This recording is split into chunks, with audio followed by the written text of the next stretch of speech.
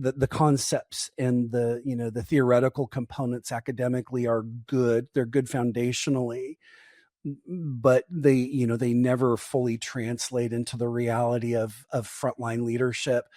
What would you say is one of the biggest things that you learned in growing a successful company, especially with the foundations of your academic experience? I would say the single most important thing in terms of growing a company is to be very connected to and dialed into what your core value system is, your mission and your vision. And that's work that I've done from the very, very beginning. And even when I started my first company, I just knew intuitively that that was something that I needed to establish right out of the gate. So my core value system, my moral compass, my North Star, that was the very first thing that I developed in my own organization.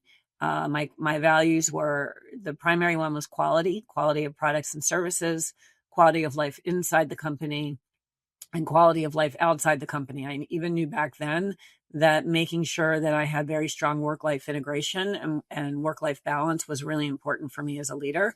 And then really knowing your mission in terms of why you exist and your vision, where you're going. Having these foundational elements will ultimately drive every business decision that you make. And even now, 35 years past that time, where I've built that company, exited that company, built another company called Successful Culture International, sold that 3 years ago, built two other companies in between, right?